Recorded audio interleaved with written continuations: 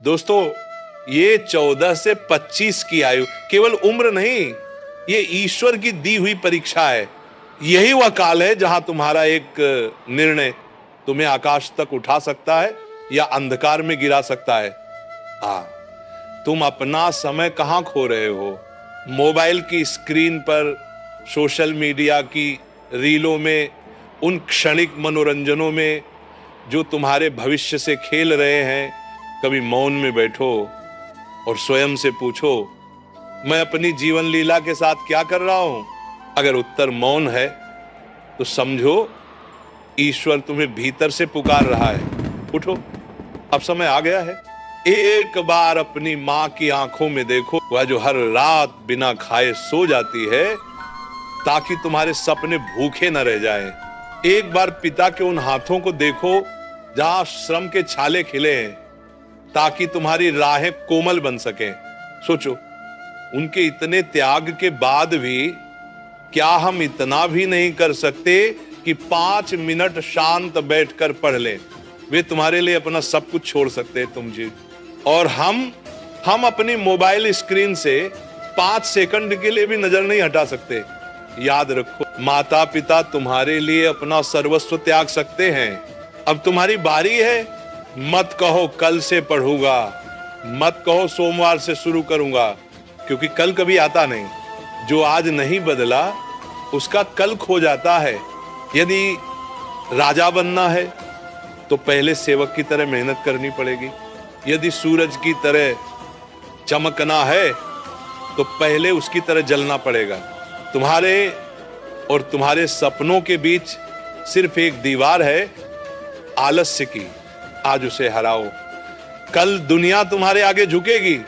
हरिवंश राय बच्चन की वाणी याद रखो, कोशिश करने वालों की कभी हार नहीं होती। देखो, जब एक छोटी सी चींटी दाना लेकर दीवार पर चढ़ती है, वो बार बार गिरती है, फिसलती है, पर रुकती नहीं। आखिरकार वो अपनी मंजिल तक पहुंच ही जाती है। गिरना गुनाह नहीं है, गुनाह है गिरकर उठना छोड़ देना। पढ़ाई करो अपनी मूल्य के लिए, पढ़ाई करो अपने माता पिता के सपनों के लिए, पढ़ाई करो उन लोगों के उत्तर के लिए जो कहते हैं तुमसे नहीं होगा। पढ़ाई करो, क्योंकि तुम्हें अपनी जिंदगी जीनी है, बस गुजारनी नहीं। ये युद्ध कोई और तुम्हारे लिए नहीं लड़ेगा, न मित्र, न रिश्तेदार, न कोई चमत्कार। तुम्हें खुद उठना होगा। आज तुम्हारे पास समय है, कल नहीं होगा। आज तुम्हारे पास माता पिता हैं, कल नहीं होंगे। आज तुम्हारे पास सपने हैं, कल शायद ना हो। इसलिए उठो, अभी इसी क्षण उठो, अपने सपनों के लिए लड़ो, अपने माता पिता के लिए मेहनत करो, अपने आत्मसम्मान के लिए जलो। याद रखो बेटा, आज नहीं तो कभी नहीं, पर जब उठो तो केवल अपने लिए नहीं, उन लोगों के लिए भी उठो जिन्होंने तुम्हारे जीवन को अपनी सांसों से सींचा है, उनके लिए, जिन्होंने तुम्हारी एक मुस्कान के लिए अपना पूरा जीवन समर्पित कर दिया। कभी एक क्षण रुककर अपने घर को ध्यान से देखो। वहां शब्द नहीं बोलते, वहां मौन बोलता है। दीवारें भी तुम्हें देखती हैं और पूछती हैं कि क्या तुम्हें अपने पिता के पसीने की गंध याद है? क्या तुम्हें अपनी मां के आंचल में छिपी प्रार्थनाएं सुनाई देती हैं, जो हर सुबह सबसे पहले जागती है और हर रात सबसे अंत में सोती है, जिसकी आंखों में अधूरी नींद है पर पूरी दुआ है? वो मां जो कभी अपने लिए नहीं जीती, हर निर्णय में तुम्हारा चेहरा खोजती है। कभी उसके चेहरे को ध्यान से देखो, वहां थकान नहीं, तपस्या दिखाई देगी। वो जो हर व्रत में, हर आरती में, हर दीपक में तुम्हारा नाम फुसफुसाती है और फिर भी मुस्कुरा कर कहती है, मेरा बच्चा तो बहुत अच्छा है। वो पिता जो दिन भर की थकान के बाद भी मुस्कुरा देता है, जिसके हाथों के छालों में तुम्हारे सपनों की नींव रखी है, जो कभी अपनी बात नहीं कहता पर हर रात अपनी नजरों से तुम्हारे भविष्य का चित्र बनाता है। वो जो किसी से नहीं कहता कि कितनी बार निराश हुआ, बस मन ही मन ये सोचता है कि बस मेरा बच्चा गिरा नहीं तो सब ठीक है। उन दोनों ने जीवन का हर सुख तुम्हारे नाम कर दिया है। उन्होंने अपने सपनों के घर की दीवारें तोड़ी ताकि तुम्हारे सपनों का आकाश बन सके। उन्होंने अपने मन की इच्छाएं त्याग दी ताकि तुम्हारे मन की हर इच्छा पूरी हो सके। उन्होंने जीवन में कभी अपने लिए मांगा नहीं, पर तुम्हारे लिए हर देवता से झोली फैलाई। क्या तुम जानते हो, जब तुम देर रात तक फोन में व्यस्त होते हो, तब मां दूर से तुम्हें देखती है। वो कुछ नहीं कहती, पर उसके भीतर एक मौन पुकार उठती है, हे भगवान, इसे सही दिशा दे। जब तुम असफल होते हो तो पिता बाहर से शांत रहते हैं, पर भीतर से टूट जाते हैं। फिर भी अगले दिन वही पिता मुस्कुरा कर कहते हैं, कोई बात नहीं, फिर से कोशिश करना। क्योंकि उनके लिए हारना कोई डर नहीं, पर तुम्हारा हार मान लेना सबसे बड़ा दुख है। उन्होंने अपनी जवानी तुम्हारे बचपन में बिता दी। उन्होंने अपनी इच्छाओं को तुम्हारे सपनों में गला दिया है, और अब वही लोग तुम्हारी सफलता की प्रतीक्षा में मौन बैठे हैं। उनकी आंखों में कोई मांग नहीं, बस एक आकांक्षा है कि हमारा बच्चा हमें गर्व दे। कहा गया है, मातृदेवो भव पितृदेवो भव। माँ पिता देवता के समान है। उनकी सेवा केवल शब्दों से नहीं, कर्मों से होती है। जब तुम सच्चाई से पढ़ते हो, जब तुम निष्ठा से काम करते हो, तब तुम उनके चरणों की पूजा करते हो। वो चरण जो तुम्हारे लिए मिट्टी में धंस है ताकि तुम आकाश तक पहुंच सको। माँ पिता का आशीर्वाद कोई साधारण ऊर्जा नहीं, वह एक अदृश्य कवच है जिसे न देखा जा सकता है, न तोड़ा जा सकता है। वह हर असफलता में तुम्हें गिरने नहीं देता और हर सफलता में तुम्हें विनम्र बनाए रखता है। कभी कभी जब सब रास्ते बंद लगते हैं, जब मन थकने लगता है, तो बस याद करना अपने माता पिता की आंखें। वो मौन आंखें तुम्हें नया संकल्प देंगी। वो आंसू तुम्हारे लिए ईश्वर का संदेश है कि तू अकेला नहीं है। इसीलिए अब से अपनी मेहनत को केवल अपने लिए मत रखो, हर प्रयास में उनका नाम जोड़ दो, हर कदम में उनकी दुआ महसूस करो, हर सफलता में उनके चरणों को स्मरण करो, क्योंकि वही सच्चा आशीर्वाद है, वही सच्चा धर्म। याद रखो, धन से बड़ा कोई वरदान नहीं, पर माँ पिता का गर्व उससे भी महान है। उनके चेहरे पर आई मुस्कान ही तुम्हारा सबसे बड़ा पुरस्कार है। उनका मौन आशीर्वाद ही तुम्हारा सच्चा स्वर्ग है। पर बेटा नहीं, अब कर्मी बनो, याचक नहीं। ईश्वर ने तुम्हें 2 हाथ दिए हैं ताकि तुम मांगने के लिए नहीं, रचने के लिए उठाओ। याद रखो, जो जीवन तुम्हें मिला है वह केवल उपभोग के लिए नहीं, उपकार के लिए। कर्म ही वह यज्ञ है जिसमें तुम्हारा आलस्य पहली आहुति मांगता है। जो इस युद्ध में अपने भीतर के आलस्य को जीत लेता है, वही सच्चा विजेता कहलाता है। आलस्य एक ऐसा मधुर विषय है जो मन को सुख देता है, पर जीवन को सूखा बना देता है। ये वही शत्रु है जो तुम्हें हर बार बहाना देता है, कल से शुरू करूंगा, थोड़ी देर में उठूंगा, पर सच्चाई ये है कि कल कभी आता ही नहीं। सोचो दोस्तों, जो व्यक्ति दिन का आरंभ देर से करता है, उसका भाग्य भी देर से जागता है, और जो सूरज के साथ उठ जाता है, उसकी किस्मत भी सूरज की तरह चमकती है। ये संसार उन लोगों को नहीं पूछता जो कहते हैं मैं सोच रहा हूं। ये संसार याद रखता है उन्हें जिन्होंने कहा मैं कर रहा हूं। कहा गया है, कर्मण्येवाधिकारस्ते मा फलेषु कदाचन, अर्थात तेरा अधिकार केवल कर्म पर है, फल पर नहीं।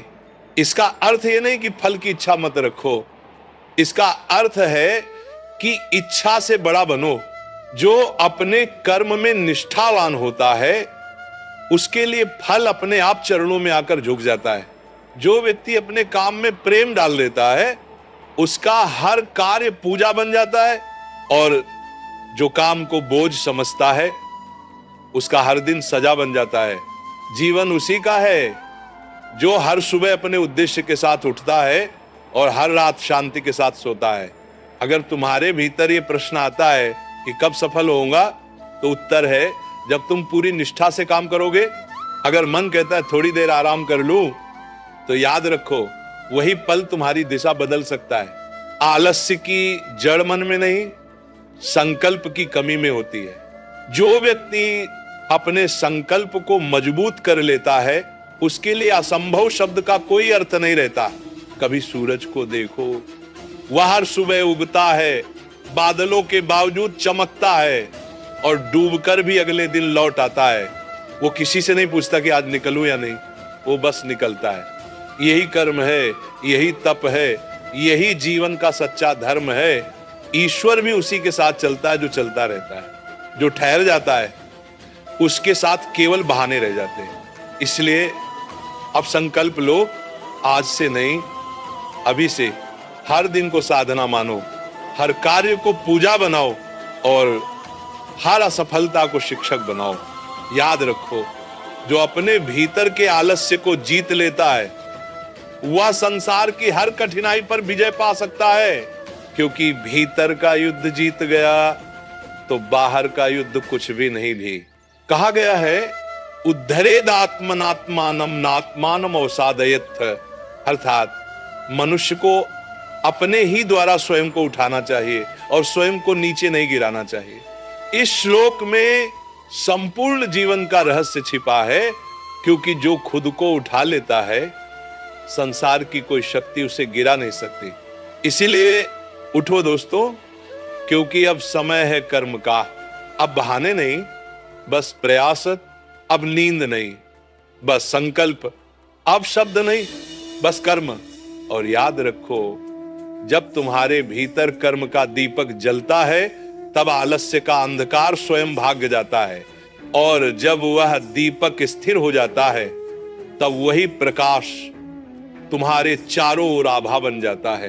यही वह क्षण है जब जीवन अपनी दिशा स्वयं तय करता है, जब आत्मा ये अनुभव करती है कि अब कोई बाहरी युद्ध नहीं, अब सारी लड़ाई अपने भीतर है। जीवन में जीतने के लिए किसी से प्रतिस्पर्धा मत करो, स्वयं से करो। हर सुबह अपने कल से बेहतर बनने का प्रण लो। हर असफलता को गुरु मानो, हर सफलता को धन्यवाद बनाओ, क्योंकि जो व्यक्ति अपने अनुभवों से सीखता है वही जीवन का सच्चा ज्ञानी बनता है। याद रखो, ये संसार तुम्हारे परिश्रम का साक्षी है। हर इंट, हर हवा, हर श्वास तुम्हें देख रही है। ईश्वर भी तभी सहायता करता है जब वह देखता है कि तू स्वयं आगे बढ़ने को तैयार है। वो कहता है, तू चल, मैं तेरे साथ हूं। कर्म की राह में कोई अकेला नहीं चलता, वहां हर कदम पर आशीर्वाद साथ चलता है। कहा गया है, श्रद्धा वा लभते ज्ञानम तत्परः संयते इंद्रियः, अर्थात जो श्रद्धा रखता है वही ज्ञान पाता है। श्रद्धा केवल मंदिर में नहीं, अपने कर्म में रखो, क्योंकि हर सच्चा कर्म ही सबसे बड़ा ध्यान है। जब तुम अपने काम में ईमानदारी रखते हो तो ईश्वर तुम्हारे काम में सफलता रख देता है। जब तुम दूसरों के प्रति करुणा रखते हो तो ईश्वर तुम्हारे भीतर संतोष रख देता है, और जब तुम स्वयं के प्रति सत्य रखते हो तो ईश्वर स्वयं तुम्हारे भीतर विराजमान हो जाता है। जीवन कोई दौड़ नहीं है दोस्तों, ये एक साधना है। ये वह यात्रा है जहां हर गलती एक पाठ बनती है और हर दिन एक अवसर। अगर आज तुम थक गए हो तो मत रुकना, थोड़ा विश्राम लो, पर दिशा मत छोड़ो, क्योंकि मंजिल उसी को मिलती है जो रास्ता नहीं छोड़ता।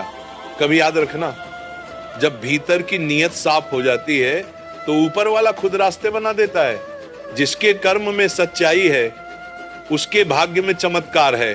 जो अपने उद्देश्य पर अडिग रहता है उसके लिए समय भी रुक जाता है। इसलिए दोस्तों, अब जीवन को बोझ मत समझो।